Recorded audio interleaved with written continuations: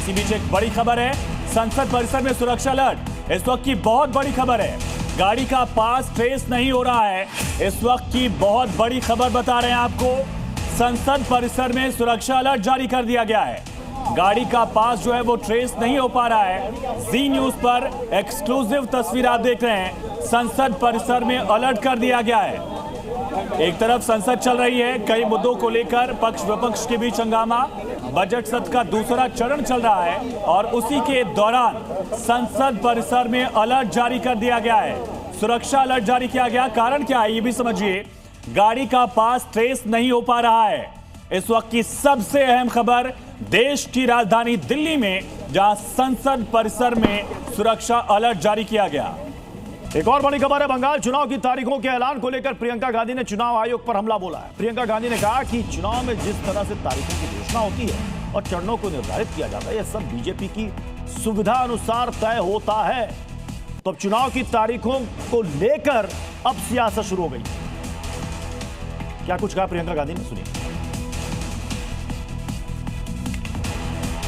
और जिस तरह से फेज बनाए जाते हैं वो मुझे तो लगता है कि भाजपा के कन्वीनियंस से बनते हैं। जो कुछ चुनावों से जो डेट आते हैं और दिए जाते हैं और जिस तरह से फेज बनाए जाते हैं वो मुझे तो लगता है कि भाजपा के कन्वीनियंस से बनते हैं। जो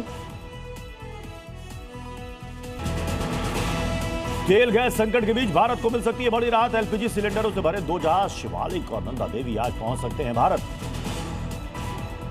ईरान ने इजराइल पर किया सिजिल मिसाइल अटैक। इजराइल के सैन्य और डिफेंस फैसिलिटी को बनाया निशाना। सिजिल 2000 से 2500 किलोमीटर तक हमला करने में सक्षम है।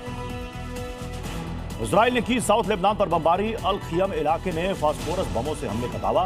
एयर स्ट्राइक में 5 लोगों की मौत, करीब 6 घायल। तेहरान में इजराइल ने सैटेलाइट और स्पेस रिसर्च सेंटर पर हमला बोला। हमले में तबाह हुआ है रिसर्च सेंटर। बैन के बावजूद काम कर रहा था सैटेलाइट और स्पेस सेंटर। महायुद्ध पर बोले ईरान के विदेश मंत्री अब्बास अरागची। कहा, हमने कभी सीज फायर के लिए नहीं कहा। बोले, हम अपनी रक्षा के लिए तैयार हैं, पूरी मजबूती से लड़ेंगे युद्ध।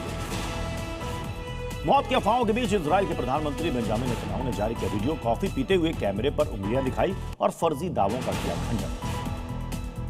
अमेरिका के लिए जासूसी के आरोप में ईरान में 500 संदिग्ध गिरफ्तार। अटैक से जुड़े इनपुट और IRGC कमांडर की जानकारी जुटा रहे थे संदिग्ध।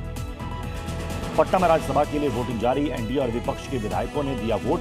वोटिंग में नहीं पहुंचे कांग्रेस के 2 और आरजेडी विधायक फैसल रहमान। चुनाव तारीखों के ऐलान के बाद बंगाल में चुनाव आयोग की बड़ी कार्रवाई। मुख्य सचिव और गृह सचिव के बाद डीजीपी और कमिश्नर का भी ट्रांसफर। ओडिशा के कटक में सरकारी अस्पताल में लगी भीषण आग, 10 लोगों की मौत, 11 अस्पताल कर्मचारी झुलसे। मृतकों के परिवार वालों को 25-25 लाख का मुआवजा।